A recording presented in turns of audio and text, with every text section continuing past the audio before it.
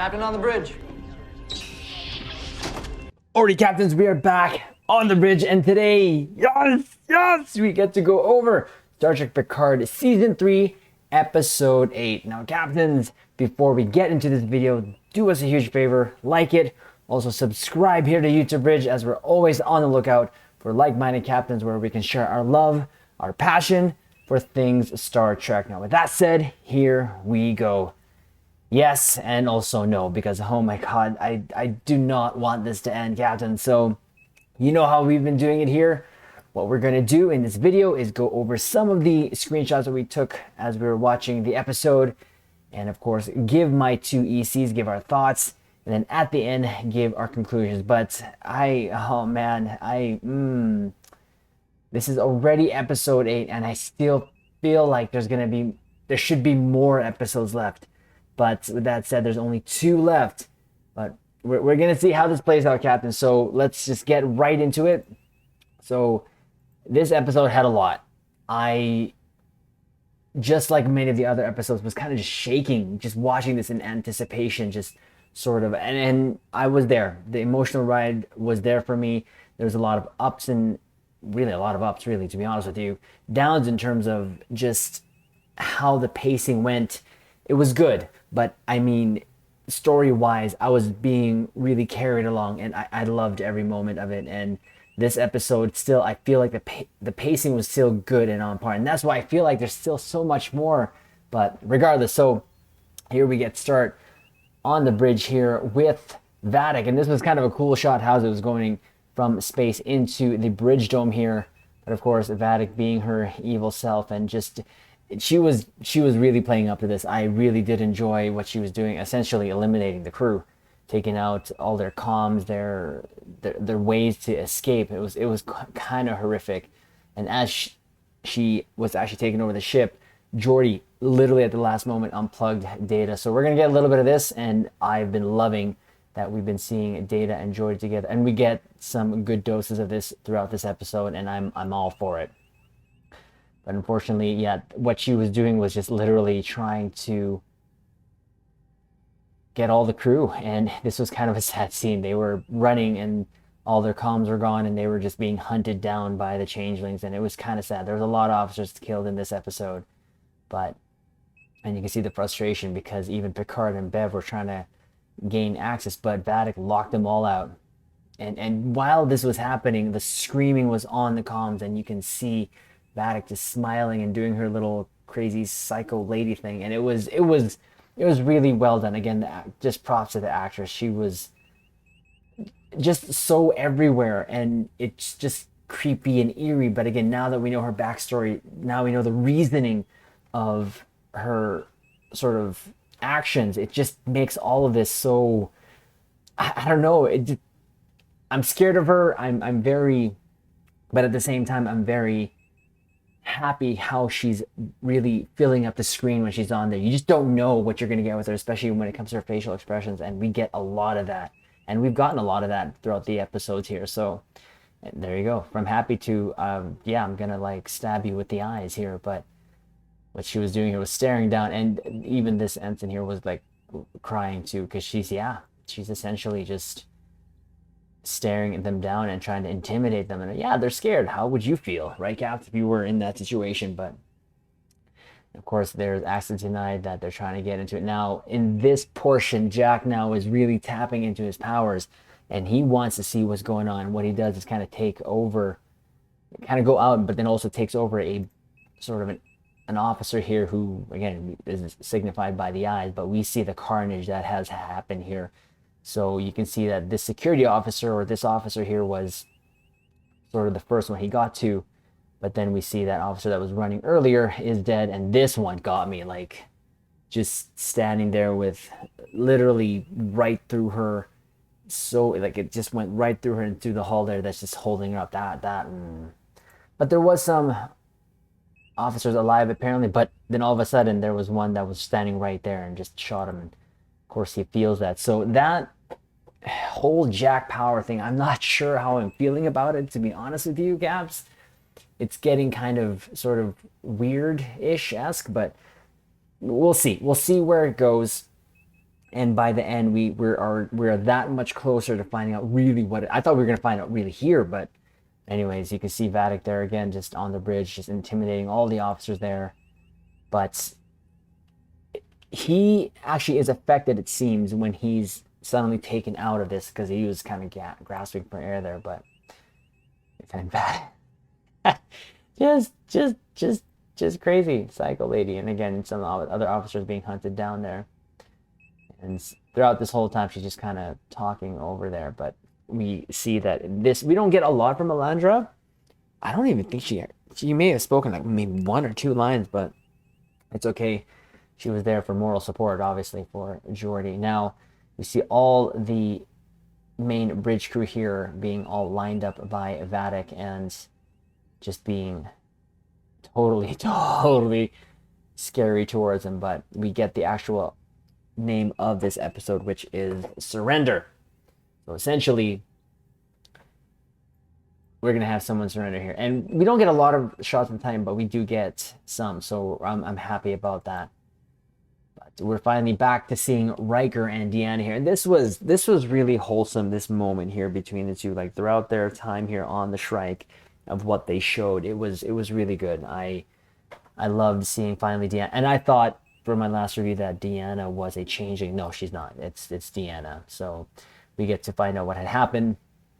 There was obviously a changeling who came home but found out that Deanna knew. Deanna knew, but she cannot sense them, but she knew in terms of that. So it's these changelings are again a different level, a different breed, but this was more of a wholesome moment, and we get more background here on what happened between and why Riker again kind of left him. But we get a little sense of that here in this scene here with Riker and Deanna. And it was so good, and how Riker talked about the nebula. I kind of like that. It was almost like a recap within this scene here, but I really did enjoy this moment, and it felt like such a warm tone whenever Deanna was there. She was joking. She was also kind of her old self, but also the Deanna that has matured into what we see now. So it was good. I love this moment between the two here. Of course, Riker talking about how they lost her son here as well, so it was kind of one of those moments. So we get to find out a little bit more in a bit, but now back on the Titan, you see her there again. The ultimatum was given to Jack to kind of get there, or she'll start executing crewmen after about 10 minutes, so one at a time. So she's obviously giving them time to flush out Jack or give up Jack to her, because they really want him. And again, I thought we were going to find on this episode for what? Kind of weird. This little exchange between the two was pretty good. Actually, Liam was ordered Seven somehow to kind of blow up the turbolift as he was going up, but of course she didn't, because to her, she was saving his life, and really Liam wasn't having it. He would rather save the ship. I love that moment here with Liam and his just duty. He's really a duty-driven officer, and again, I said this before, and I'll say it again until the end of this season and beyond, that we need a show with Liam and the Titan, and possibly Seven. Maybe their chemistry is not... I find their chemistry is not so good because they are clashing, but maybe that can change. You give them their own show, maybe that can change, and I'd still be for that. I'd rather have Seven on her own, but if it's going to be Liam and Seven, let's go. Still beaten up there. Again, this episode, I didn't think I went to I don't like you anymore there, Liam, but he was pretty on par with this. But you saw that the scene between the two was pretty good. I quite enjoyed that. Yeah, it's bad. It's just crazy. She is just nuts and crazy. But again, she's just kind of watching over them. And now we get to find out now Jack does actually say that to Picard and Bev, what he can actually do. And even Sydney did actually confirm that he's got these gifts. Now, he was scanned by Bev. He is normal. So these things is something that he can do, whether you want to call it powers, natural ability, whatever it is. I don't... Not necessarily I don't like it, but again, it's just kind of odd that it's almost it is into the supernatural, essentially, I think, at this point. But not to say that telepathy is not a thing. Obviously, Deanna has it. The Betazoids as well have it, but it's just why Jack, right? Why all of a sudden? It hopefully will make sense in the end, but up to this point, we're 8 episodes in, and I'm still just like not connecting with that whole part of it, especially since it's been now prominent for the last couple of episodes. But what he does here, he's got a plan. He tries to take over Lieutenant Mir here, and to try to override one of the consoles, and he almost gets away with it, almost. But of course, I mean, you're gonna hear it anytime there's a button press. There's a little beep beep sound. So of course, Vadic saw it, and of course, you can see there she saw it, authorized by Admiral Jean-Luc Picard, and of course, she knows again the extent of Jack's powers because he actually says, "Jack, you're in there," and yeah, he's in there.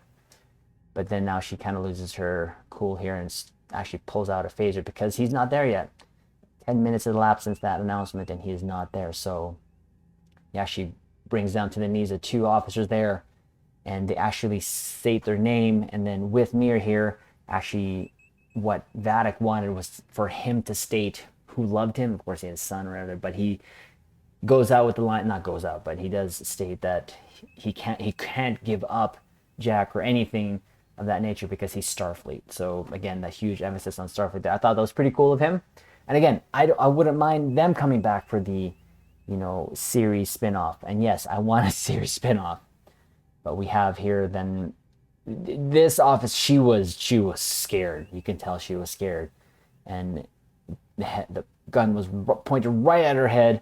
And all of a sudden, Vadic pulls a fast one and actually vaporizes the Vulcan officer. Tavin, I believe, was her name. So I really thought none of the British officers, the main ones, were going to get killed.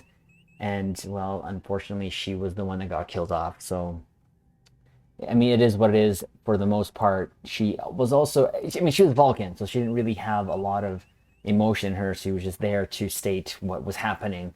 But still, to lose a crew there from the beginning of the show, it kind of sucks. And the one thing I didn't really get from this sort of moment here was Liam's sort of, dang it, or feeling. But, it was mentioned to Picard, who actually died. Of course, Seven's pissed. Seven in this episode. I love her in this episode, but she's good. And again, there you go. Crazy psycho lady. You get that couple of shots there outside of that. And of course, we're back to Riker and Deanna. And again, this is where we find out exactly the details of what happened. Yeah, Riker ran away because Deanna was trying to soothe the pain with her, and he actually used the term powers, but he wanted to feel it. So a great moment between the two, and again, you kind of got a sense of healing. And how could you not, right? Like you both lost a son, and what she was trying to do was just hold the pain for everyone. But to Riker, it was like, no, he wanted to feel that, and it felt like he lost his connection to his son with Deanna doing that. But all she really wanted to do was try to help carry it. And when she said that, man, the feels were there, and I'm not right now. So it was good. I loved it, and you even saw these two hug. It was good. This was such a wholesome moment, and you felt, at least I did, again, that I felt that hug. I really did. Riker all wounded, battered up, and just Deanna hugging him. It was such a great scene. I really did enjoy it there. But then they get visited by a changeling, and who saves them? Well, Worf. We knew Worf and Raffi were going to be back, and I thought they were going to go to the Titan, but now it makes, of course they went here first. So maybe it was a happy accident that they went here first, obviously, and saved Riker and Deanna, which is great. And just to make sure, he actually phasered the changeling, just to make sure this area. Now we get one of the best moments. Worf has these just awesome moments. He's like, personal space, they both hug him. They're so happy to see him, but he's like, personal space is a right of one or whatever, and it was hilarious. Now we get a romantic sort of lines coming out of Worf about Deanna thing I've been thinking about, which was kind of weird and odd, but whatever, it worked. Again, it just worked with what Worf is doing here since the beginning, so I absolutely loved and enjoyed this moment between the three of them. It was great. And Riker, again, Very wholesome. I loved it. Enjoyed it, and you can tell Worf was just ignoring Riker, and that was hilarious. But and now, of course, we're back here. The plan is now, of course, what Sydney here wanted to do was try to come up with a code that could override anything. And of course, she's saying, "Well, I can do it in a year. Jordy can do it, and her dad can do it in like a month." We needed someone with that can do like millions of calculations. Well, we know who she was referring to, obviously. So they all head down to Data, and there was this exchange. Of course, Jordy was just saying, "Hey, years ago you gave me something, and this is a great moment." This is just them trying to ensure that they are who they are. But they go to Jordy to make sure, and the plan is to try to get Data back because they need him obviously to take over the ship. And the plan is to lift that partition, and it was said here by Jordy, if they lift that partition and Lore wins, they may lose Data forever. So there's a huge risk, and that risk was also stated in the episode before. So, but they have no choice. They're running out of options. They're running out of time. So they have to do what they have to do. And you can see here again. So what this represented, the white dots was Data, and the red dots was Lore.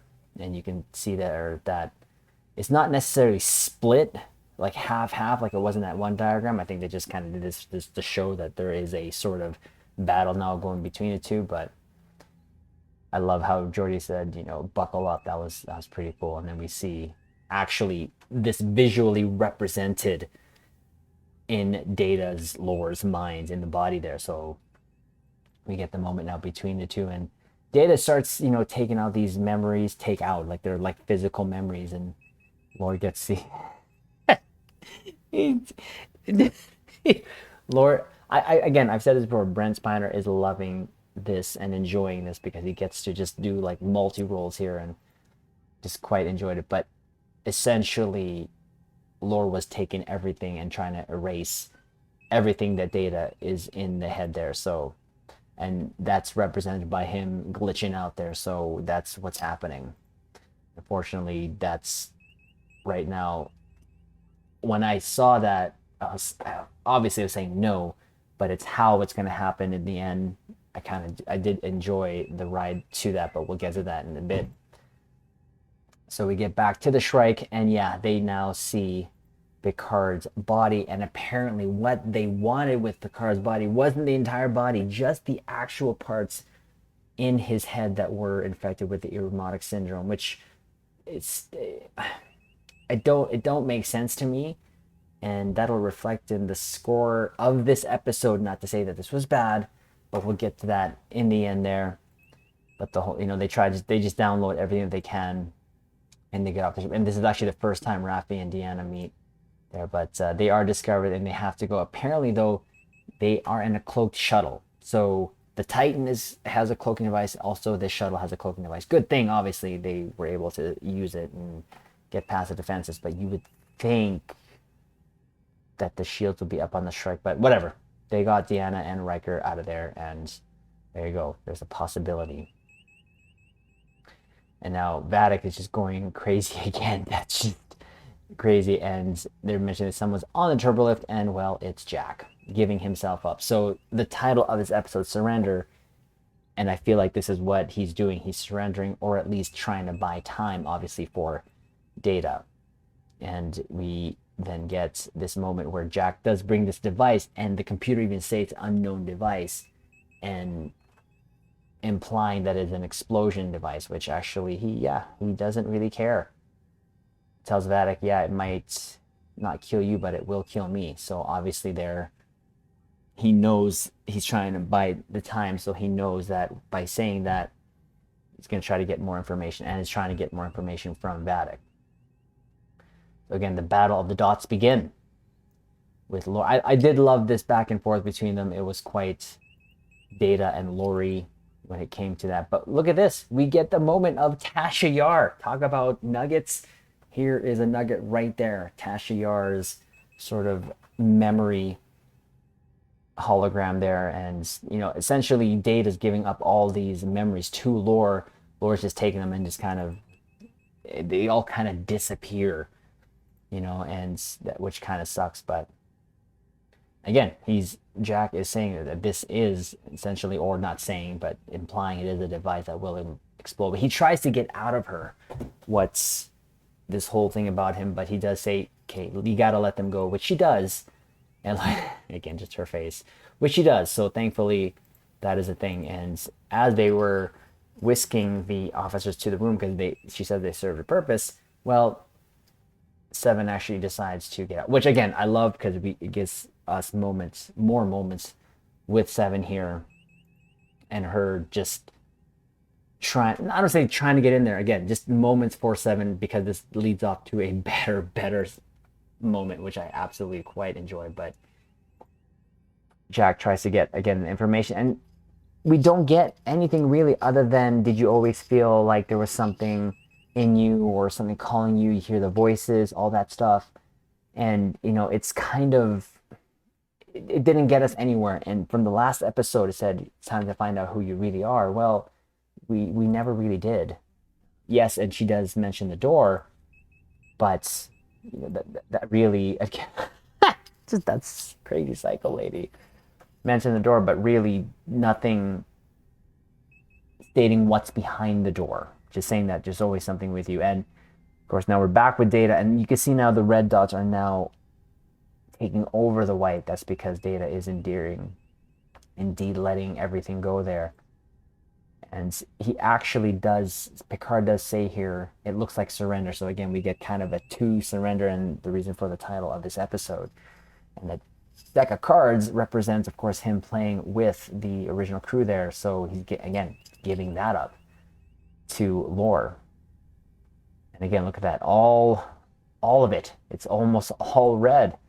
And then we get this moment, Spot. We get Spot. I thought this was cool. And this was one of the best moments here, Data talking over his memories, because he's saying that Spot is the one that taught him how to love. And I thought that was really good. It's just a wholesome moment. And I was there. I was really there for it. I loved it. But takes it, and unfortunately Data gets now erased. Well, happy with him. And we get that last fading dot there. And it was bad. It's so much so, like, look at Geordi's face. Like, again, Geordi's friendship with Data was such on display ever since they got back together. It was just so good, and you can feel it when he said, that's it, it's done. Of course, that sadness he felt, but... And then all of a sudden, we get a glitch. Now, this moment, I may be the only one, but for some reason, this reminded me of The Matrix. I don't know why. It just did. And may I say, the music throughout this episode was just such an accompanying piece to all the scenes, that it just really emphasized them more, if I can say that. Like, it really did good. I love the musical score here, and it just added to the feels. But with this little glitch, of course, Data is back, and he used, from my understanding, all the things that he was given up kind of gave him a sort of doorway for Data to come back. But regardless, we knew this was kind of happening. But we get this moment between the two, and it was like a restore, like from like red to blue here, and signifying that Data has fully taken over. Now it's Lore who's going, but they're gonna essentially merge into each other to Data, but still Lore is gonna be in there and Data. So we get this little hug from them, and then boom, we get this bye brother and goodbye brother. This is the last time we see Lore. And again, when Brett Spiner was doing moments of Lore, you could tell he was just having fun. And then we get a moment with Data back, and of course Jordan, Data. And yeah, that's him. So of course Picard's like, dude, we got to get you to take over. It's like, say no more. He takes over the ship easily. And of course, this is why they needed Data, because yeah, he took it over. And he did even an announcement here, it was really good the way he did this. Like, he said, a pissed off android. It was so good. And maybe not android, but it was, you can even see Vada getting scared there. And in this moment, she's like, okay, you need to find him. Well, they all get confronted by Raffi, who's back on the Titan, of course, because they were cleared early to land with the shuttle. Once comes, got back up, and she gets this moment of her doing her ninja stuff and takes out like 4 or 5 changelings. But that device that Jack was holding was not a bomb. It was a shield. It was a personal shield device there. And Raffi does get a little assistance there from Worf. Now, who knew? Who knew? And I don't remember any ship having this capability other than the time in Nemesis when the actual bridge dome got blasted and everyone got sucked. There is at least on this Titan, on this ship, the screen can split and literally open to space, in which what Picard ordered. And now we have this moment. And again, this is what I was saying earlier, where we get a moment from Seven that leads to this. Is like, she says, "Get off my bridge." I'm like, yes, this is your bridge. Please get a spin-off series, please. It was awesome. It was a great moment. And we did get a swear. We got an F-bomb. I didn't think it was appropriate, in my opinion, because she's a changeling, right? Yeah, she took the form of her oppressor, or the one that was torturing her, but I didn't think it was appropriate. But whatever, it's there. What can I do? Another F-bomb. It didn't bother me. I just didn't think it was necessary, if anything. I'm not saying I'm against the whole swearing thing. It's just I don't think it was necessary, because you had all these stretches of where there's no swearing, then all of a sudden she just drops the ultimate F-bomb there. But she says, FN solids. That was as she's sucked out into space there. And yeah, the bridge view screen literally opened and sucked them out. And we get this there, and it will close again, but you can see it is, I guess it's a new thing. I don't know why would they use that, but sure.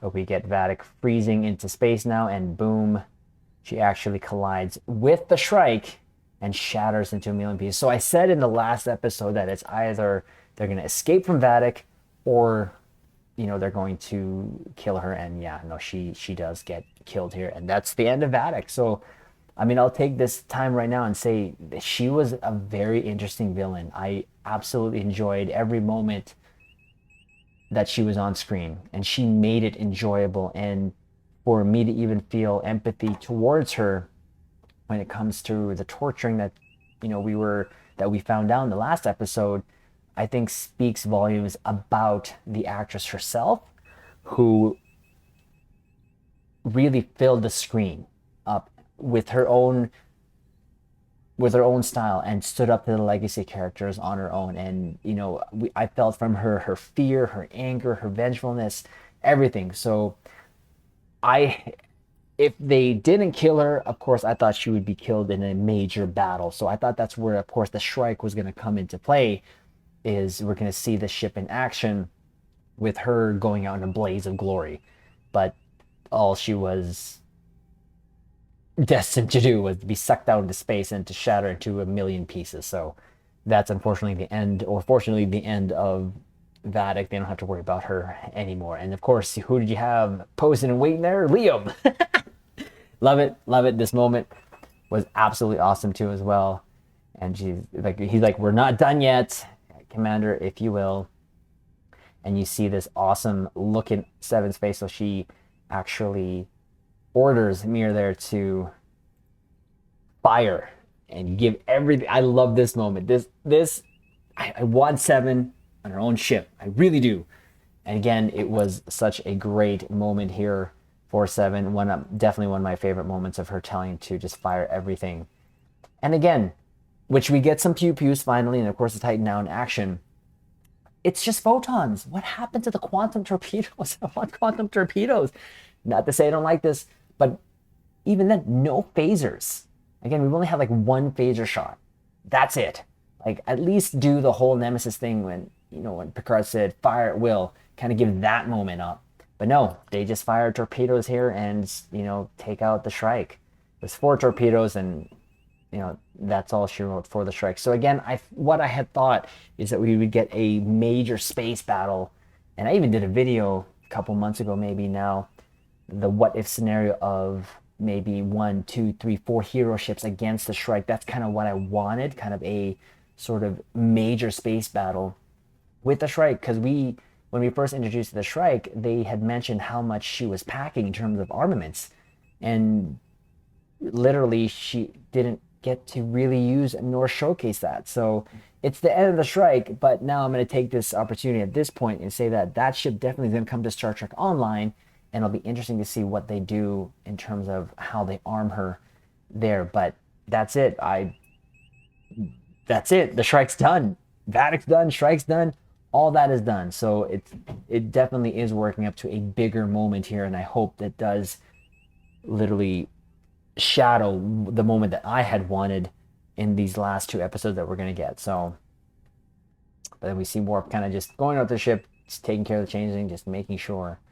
And we get this moment here, of course, with Worf and Raffi just giving her battle tips, and that was awesome.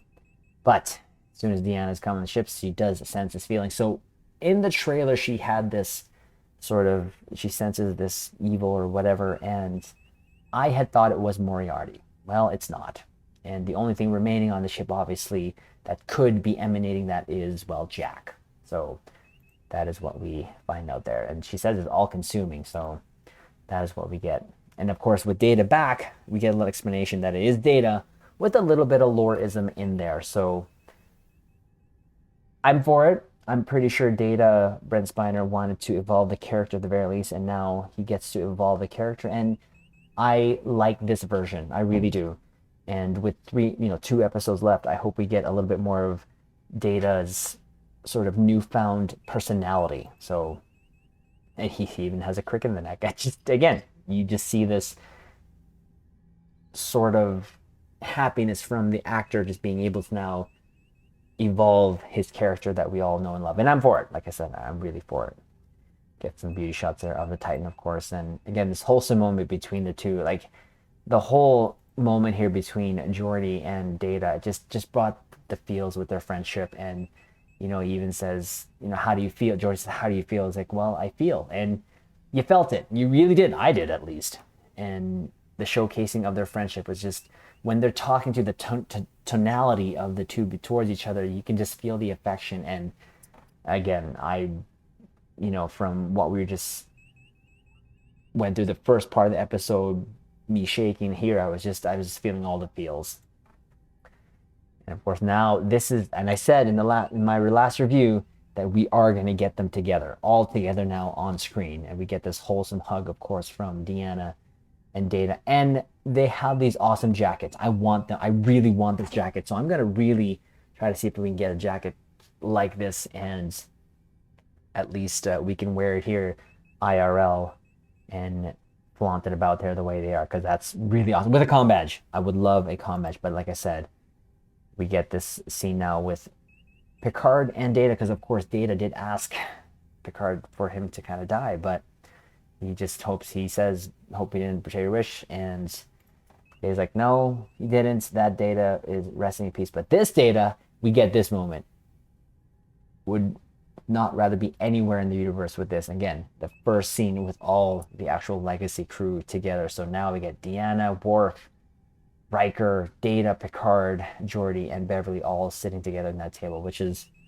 I love it. And, all they do here is discuss what's happening here. And the moment here, oh, they were talking about reminiscing. And I thought this moment was hilarious. And Worf said, I have killed many enemies over the years, and I've considered sending them your heads, but I was told it's passive aggressive. Again, just Worfism. I'm here for this Worf. I'm here for this version. I love it. I hope we get more moments like this in the last 2 episodes here, but they talking about what they have to. There's hours left now at the frontier, so hours left, 2 episodes left, but the whole thing is here. They can't ignore the fact of they need to know what's going on. And yeah, this is where Deanna says, I need to meet him. He just needs to. Now she does mention it's not him, but it's not his voice, that there's an entity, a very ancient. So that's weird how the changing knew. Again, I thought we were going to find out this episode, but she does want to meet with Jack, and we get the Titan cloaking there, because yeah, they do have a cloaking device. That is the thing. So we get the moment now between here towards the end with Deanna and Jack. And essentially, Deanna's like, well, you see a door, you need to open it. We need to go see it. And Jack's terrified of opening, but they have to. And again, we see that door, those images, those flashes, what we've been seeing throughout these flashbacks, it's there. And then we end off at the episode of him actually trying to open that door. So we were told in the last episode we were going to find out what Jack really is, and we really didn't yet. Other than the fact of there is an ancient voice inside him, or an entity or something. He's got more powers. And now next episode is where we get to find out what really is. And again, so this episode was good. Like I said, it had its moments. Of course, it had its moments with Seven. Of course, the moment between Riker and Deanna. Of course, Geordi and Data. Data and Lore. You know, Worf snuck in there with his isms there. You know, there was a lot going on here. And I enjoyed the feature, of course, of how Data becomes this new Data. And of course, we get the ending there where everyone is now back together. So we're 8 episodes done, 2 episodes left. Everyone's together. Now what's next? Well, we're going to find out, of course, like I said, what Jack is really dealing with inside him, and how. Hopefully we find out how, because he's not a changeling. There was moments I was thinking he's a changeling, but he's not a changeling. There is something in him that he's learning to tap into, and we get to find out when he opens that door with Deanna. I just hope Deanna doesn't get sort of imprinted, I guess, with what happens, and she doesn't try to do what she did with Riker, to try to take it with her, to try to ease it or whatever. So I hope Deanna's fine. That's kind of one of the things I'm thinking of. So in the next episode, I'm thinking with Vadic gone, with the Shrike gone, what else is left, right? That floating hand, it's gone, right? That floating hand, the floating head, I should say, the Vadic had, it's gone. So with the, you know, the intimate changelings there that they've dealt with gone, what's next? Obviously, there's changing still in Starfleet, all that stuff. What possible scenario could happen? Well, I was hoping for a space battle. I still hope we get a space battle. I hope we see the Enterprise F in the next episode, but I have a feeling we're probably going to see it in the last episode. Of course, the Enterprise F is the flagship of Star Trek Online, the Odyssey class. And with episode 9, I feel like it's going to be a slow start and then a huge ramp up at the end leading into episode 10. And I really hope that, you know, they don't rush it. One of the comments in the videos there is, I just hope they don't rush it, because I have been enjoying the pace. You know, even though it seems like they're slowing down, it's not. It just feels right. But again, with only 2 episodes left, I feel like these last 2 episodes is just going to have so many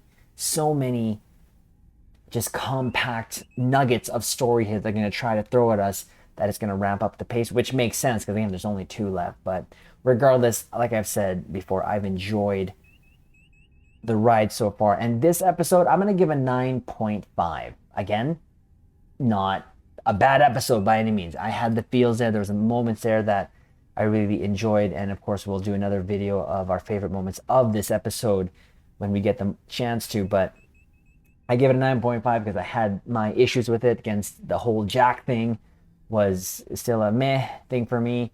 Raffi, of course, doing her whole thing there, and the whole stealing the Picard body. We were supposed to find out what Jack was. We still don't know. Again, just issues with it. Not that they're bad. It's just that, you know, even though I was on the edge of my seat, I had my issues. And again, me nitpicking is because I'm in love with this series, and I don't want it to end. I really don't want this to end. So I really, and I'll say it again, I hope that they give us another spin-off series from this that is Liam, Seven, and the Titan, so that we can get more Star Trek of this type. And I hope they keep it up. This format of what they're doing, love it. Even though it's an sort of an arc, a story arc, it's done well in my episode. Nothing's dragging. Everything's moving. Every story element has a purpose. It's adding to the overall story as it goes. So I'm enjoying it. And again, that's why I'm sad that there's only 2 episodes left. But rest assured, captains, as we watch these episodes, we're still going to give our 2 ECs, our thoughts, our reactions. So look out for those. So do us a favor for this one. Like it, comment below, let us know what your theories are for the next episode is, and what your overall theory is for the ending of Picard. And of course, subscribe here to YouTube Bridge, and we will leave it on this note. Live long and prosper.